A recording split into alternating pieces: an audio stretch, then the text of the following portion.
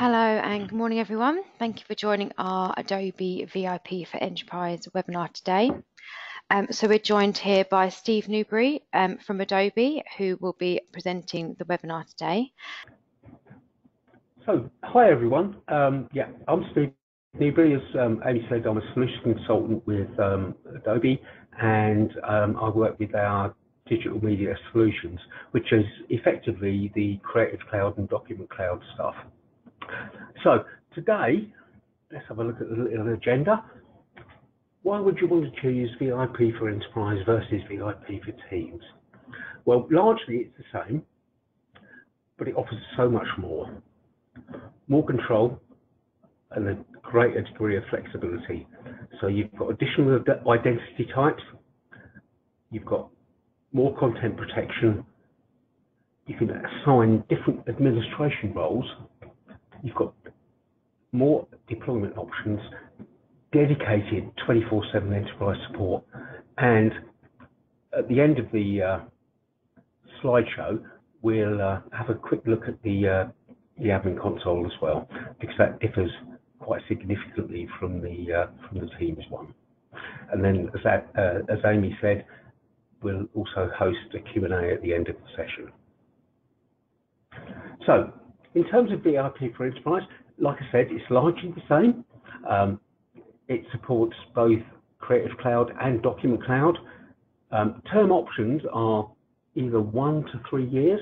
So Team is a 1-year rolling subscription, but with VIP for Enterprise, you can elect to go into a 3-year option. It's still a transactional process, so it's a pay-as-you-go. So you can't over-deploy without buying additional licenses. So you're always in compliance. And as probably notified, there are discounts available for volume purchases. In terms of the Enterprise Dashboard and the VIP Enterprise solution, you basically get everything that our Enterprise Term License Agreement customers get, with a great deal more flexibility. So you get access to the additional identity types, and we'll talk to those as we go. You get the ability to deliver software utilizing those identity types, and also access to enable federated ID and single sign-on. You can also have additional administration roles. So with VIP Teams, you only have one administration role, which is an overall administrator that looks after everything. With the Enterprise solution, you have access to multiple administration roles. So you can have administrators for individual groups, you can have administrators for product sets, you can have support administrators, and so on and so forth. So you have much more flexibility in terms of administrating your Adobe estate. In addition to that, you also have more flexibility in terms of assigning and deploying licenses, and we'll look at that when we actually go into the console demonstration at the later stage. And unlike the Teams license, because you have additional identity types, you can actually manage and control how people access the Adobe software in a much more flexible way. So you can manage passwords, you can manage password trying to think what the word is, expiry, and so on and so forth. So strength, expiry, and so on and so forth. And you can manage how people are notified as to their entitlements. And of course, you can access our enterprise support 24/7. In terms of deployment, you've had access to be able to download the Adobe installers through the Teams license, but you also have additional flexibility around how you actually license that software to your users.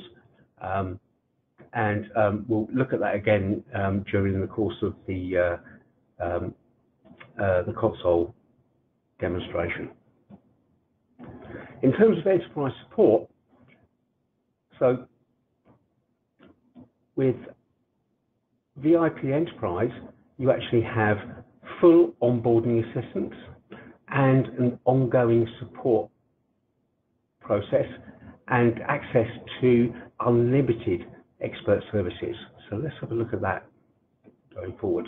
So in terms of onboarding support, the onboarding team will actually help you get your team up and running, both in terms of the IT folks and especially the IT folks, making sure those guys can actually manage the console in a meaningful way.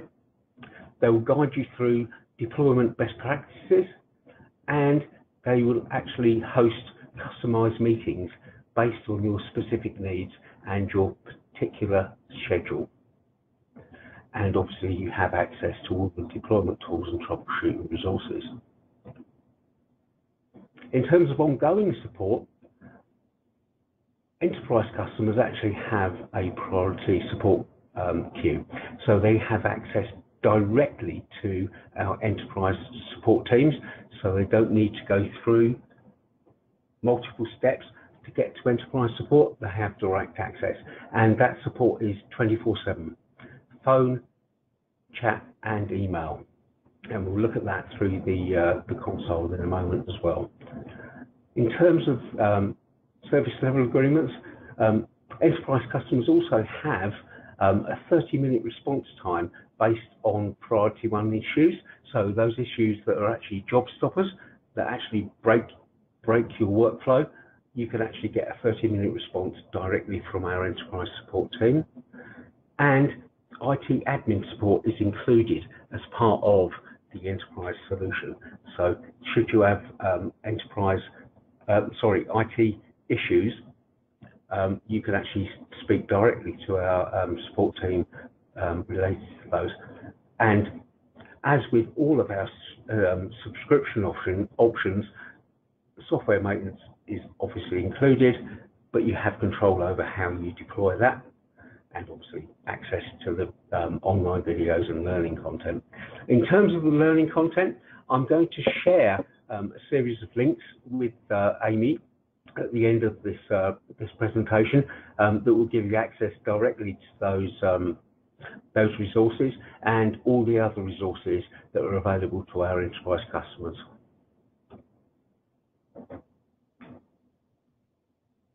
Now, in terms of expert services are fairly limited as far as our Teams customers are concerned, but with regard to our enterprise customers, they have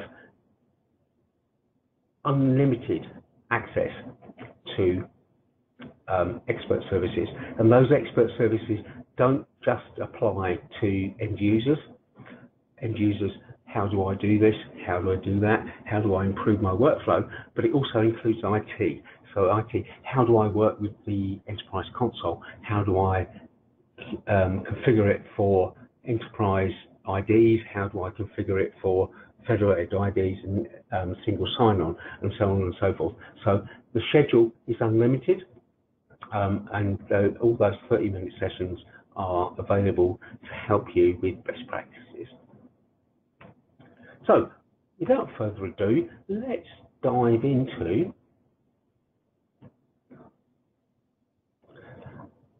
the Enterprise Console. And this is going to jump into something that is not quite what I wanted. Do excuse my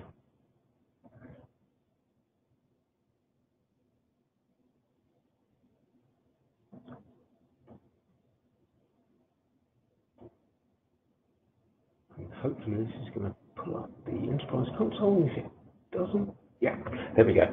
So we're into the admin console, and the admin console identifies all of the software that a particular customer is entitled to, and what they've purchased and what they've used. So you can get an immediate view of all the software that you're entitled to deploy and the software that you've actually consumed. I'm just going to dive back to a slightly different admin console, if you don't mind me doing this. I'm just going to dive into the Enterprise console. And yeah, so basically, this will show you exactly what you've purchased, what you're entitled to deploy, and where you are in terms of that deployment. So in this particular demonstration environment, we've got Acrobat, we've got the Creative Cloud All Apps plan, and so on and so forth. Now, when you actually deploy software, it will actually tick off on that overview to show you exactly what you've deployed against what you've purchased. And once you get to the point where you've deployed to the point where you've actually, in terms of, say, the All Apps plan, in this case, it's only 12 against 110 deployed. But when you get to 110, it will invite you to purchase additional software. So again, you can't be out of compliance. The bottom line is the system will only allow you to deploy software based on what you've actually assigned to your specific users. Now, in terms of working with products and users, let's have a look at the users first. So in terms of user management, we can see all of our users, and we can see all of the software that's been assigned to those specific users. And if we click on a particular user, I'm not going to unassign this particular user, but we can dive in and we can see that Deirdre's been assigned Illustrator, InDesign, and Photoshop, and we can manage this particular account directly from the console here. What we can also do is work with user groups. So users can actually be assigned to a particular group, and that group is assigned a particular software entitlement. So just adding a particular user to that group will actually assign them those licenses, and unassigning that user from that group will take them away from that particular software assignment. So the really good thing, as you probably realized from your team's arrangement, is that you can actually reassign licenses. So you can take licenses away and reassign without actually having to go out and buy additional licenses. In terms of working with administration, so each group has an assigned administrator, and those administrators can actually work in a variety of different ways. So with Teams license, all you have is an overall administrator, and you can have multiple overall administrators, but those administrators are actually responsible for everything, basically. They look after assigning users, they look after managing the product assignment, and so on and so forth. They also manage support and everything else.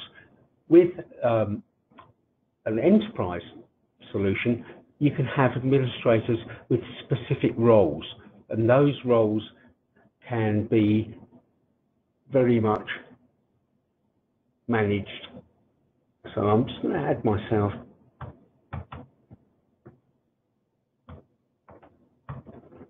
here, and hopefully it will show me the options to add an administrator.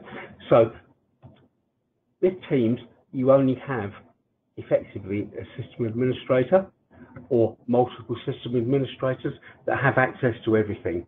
However, with an enterprise license, you can have specific administrators that look after a specific product set, particular product profile, a user group, so groups of users that are assigned specific product entitlement, a deployment administrator that only has access to the deployment tools and the ability to download the deployment packages. So they don't have the ability to meddle with users, they don't have the ability to manage groups or anything else, just access the packages for deployment purposes. And specific support administrators that can't see any of the other parts of the console other than logging support cases. So we can actually control and manage and have a granular control over who has access to what. Let's just pop back to the main console. In terms of product administration, again, as we said in the overview, you have a complete view of all the software you've bought and how many licenses you've deployed against your entitlement. In terms of the product piece, you can actually build out specific product sets that you want to assign to particular users. So I'm just going to pop into Photoshop here, and you can assign those particular product sets to specific users, or you can assign an administrator that assigns that software to those users or unassigns that software on a particular basis. In terms of packaging the software, so previously we required people to download the packaging software to deploy the software. Now Adobe actually provide templated packages for the software. So you can actually download pre-built software packages directly from the console without having to use the Creative Cloud Packager or any other tools. And those default packages are completely and utterly available. However, should you wish to build your own package, you can actually come into Create Package, and you have the ability to create a self-service package, which allows users without admin privileges to actually install software using the Creative Cloud desktop app, or you can create managed packages that you push out using SCCM, or on the Mac side, the Casper solution. In terms of tooling, you also have direct access to the Creative Cloud Packager, which is a desktop tool. So should you need to do additional customization for the Creative Cloud delivery, you can do that through the Creative Cloud Packager. And also you have access directly to the Acrobat DC customization wizard. And the customization wizard allows you to pre-configure your Acrobat deployment to your specific needs and pre-configure all preferences through that particular app. We also have additional tools. Those tools allow you to actually create your own internal Adobe update server. So you basically create an update server on your internal network that communicates with Adobe and pulls down the updates and provides those updates to your internal users from your internal update server, as opposed to directly from Adobe. And the advantage of that, obviously, is that it's in terms of bandwidth and security.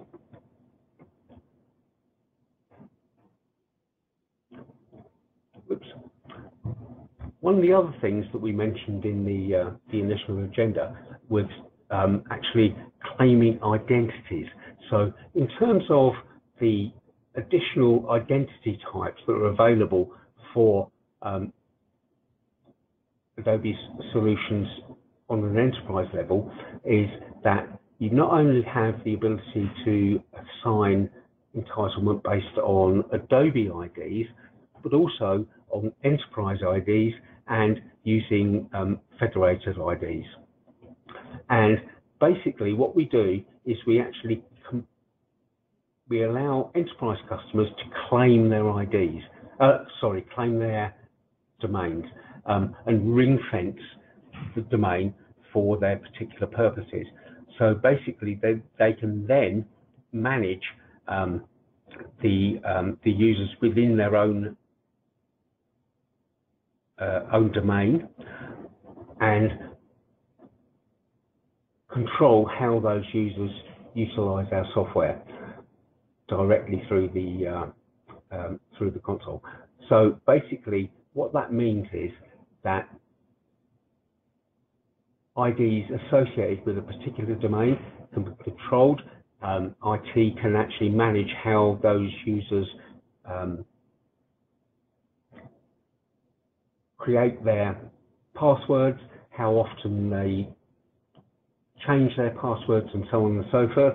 But also, in terms of the federated ID and single sign-on, you can actually link into your Active Directory, for example, and allow users to actually sign in directly to AD using their normal sign-on credentials, and your identity provider actually does the transaction on Adobe's behalf.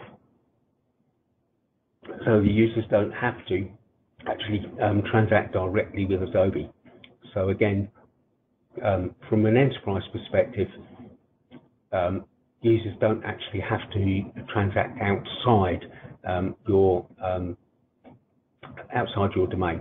The other thing is, once you've claimed a domain and you're either using enterprise IDs or federated IDs, you can actually manage how users share information. So we have access or sharing controls that allow you to restrict sharing of content to your specific domain or domains, or any whitelisted domains that you specify. So again, users can't inadvertently share information outside your business.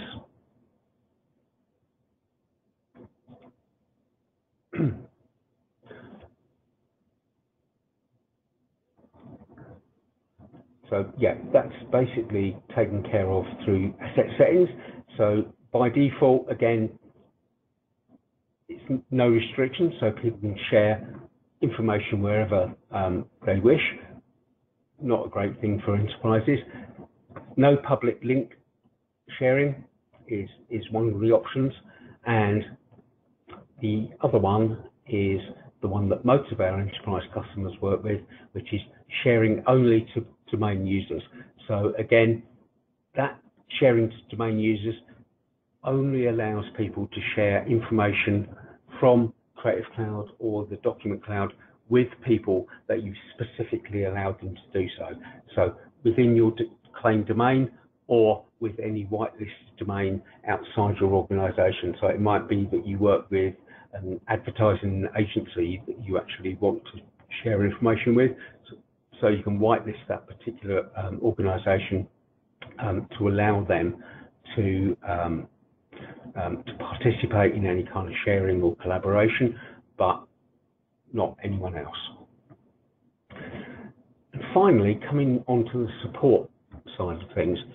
So enterprise support is a 24/7 capability worldwide.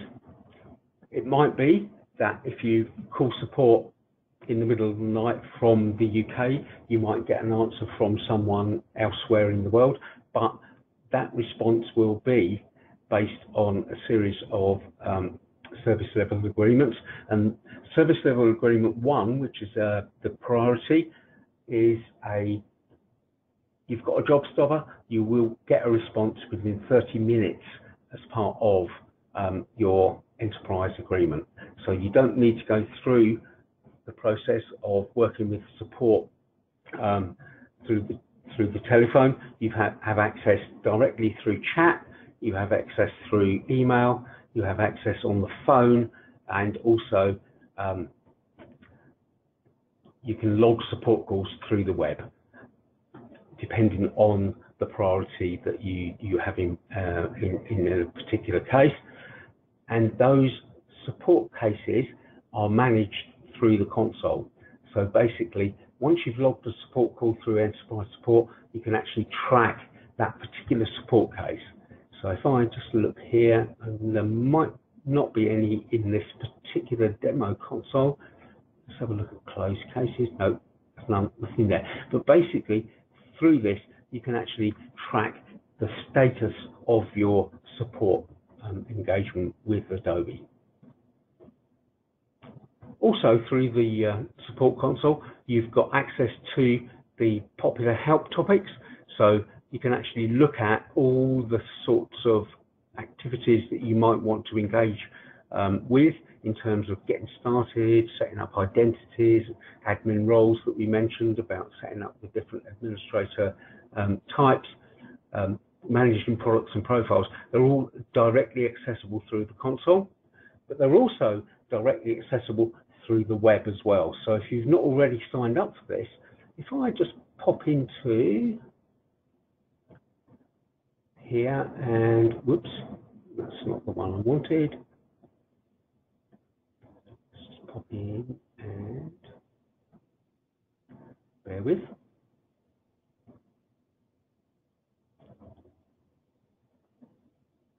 I'm just going to try and dive into Enterprise Help and Support. You can actually access all of that information, even though you're not an Enterprise customer, directly from the Enterprise Help Learn and Support portal, which lets you understand how to get started, some tutorial materials specifically around how things work, admin guides, and also specific support around Creative Cloud, Document Cloud, and our Adobe Experience Cloud. And again, as I mentioned previously, I'll share these links with Amy so that she can share those with you post this meeting.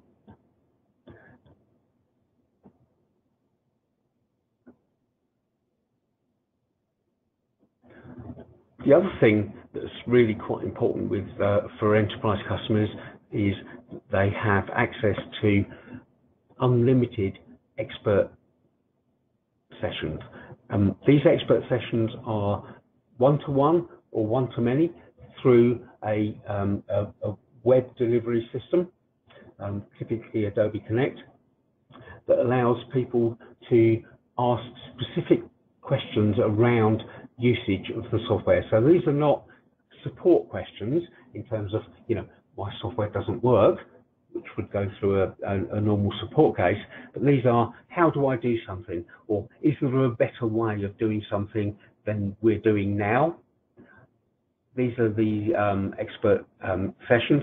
These are not just limited to end user questions, how do I do, but also available for IT. So how do I work with the admin console? How do I do this? How do I assign users? And so on and so forth.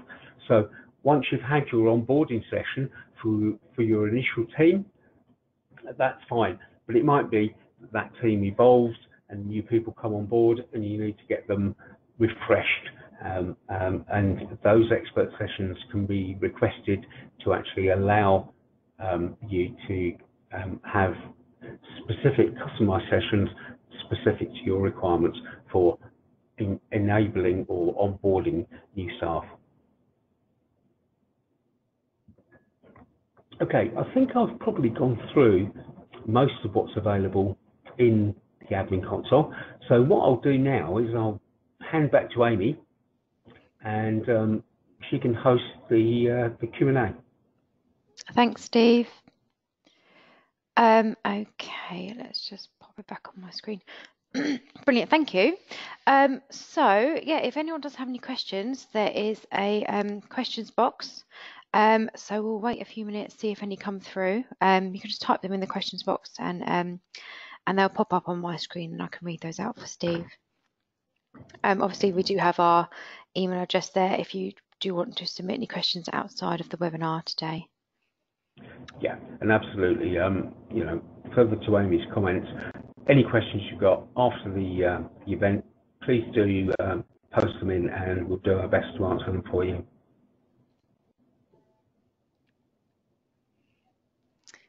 Okay, just have one come through actually, 1 second.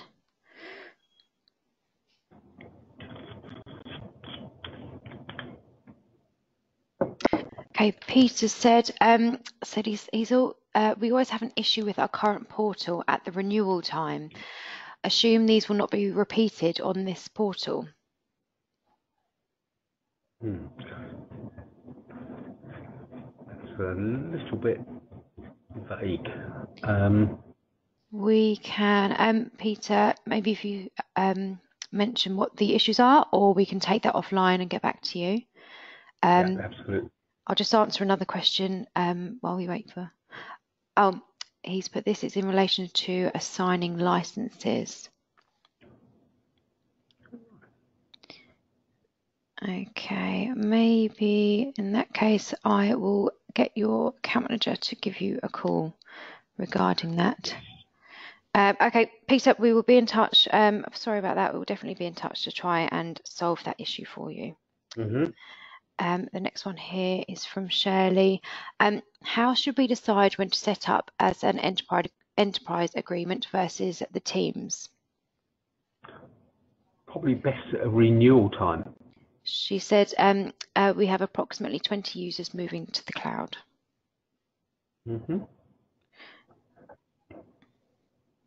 Yeah, I mean, the best time from a commercial perspective, and Amy, forgive me if I'm treading on your toes, but the best time is obviously at renewal.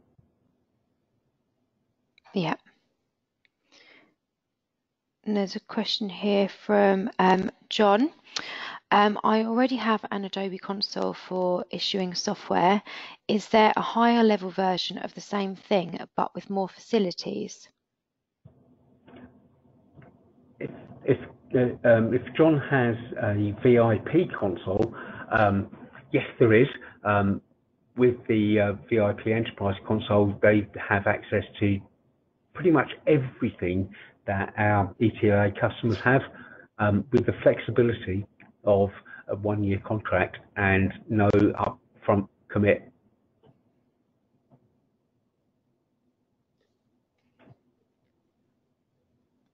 Okay, thanks, Steve. No more questions. We'll wait a minute or so to see if any more questions come through. Sure, yeah, no worries. And as previously mentioned, should anyone have questions going forward, please contact Amy or anyone at Bytes, and we'll do our best to answer those. I just have one in from Sam, who said, what about Adobe Acrobat products? Can these be supported via the admin console? Yes, they can. So you can assign licenses for the Acrobat products through the admin console, and also with Acrobat, that's actually my little baby, is that you've got additional capability in terms of the fact that you can configure the software using additional tools through the customization wizard. So you can pre-configure Acrobat prior to delivery as well. So yes, you can assign licenses through the admin console. Yes, you can actually pre-configure that software prior to delivery to the end user as well. So what I'll do at the end of this session is share with Amy all of the information that I currently have around named user deployment, enterprise deployment, and also the Acrobat Enterprise deployment resources for IT as well.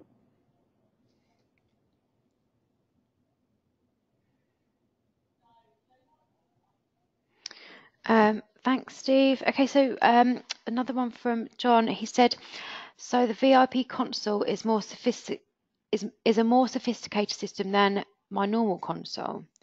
He said, is there a number he can discuss, contact if he wants to discuss this further? Would that be yourself, Steve, or Bytes? Either way, I'm quite happy to engage directly with the customer. So yeah, should is it John? Yeah. Should John wish to contact me directly, you can share my email address and Okay. I'll address his specific questions directly. Brilliant. Thanks, Steve. And John, I'll also pass on your Bytes account manager's details as well. I'll get them to give you a call. Brilliant. Thank you. So I think that's all the questions that we have today. So thank you everyone for taking out the time out of your day to join the webinar today, and thank you, Steve, for presenting the webinar as well.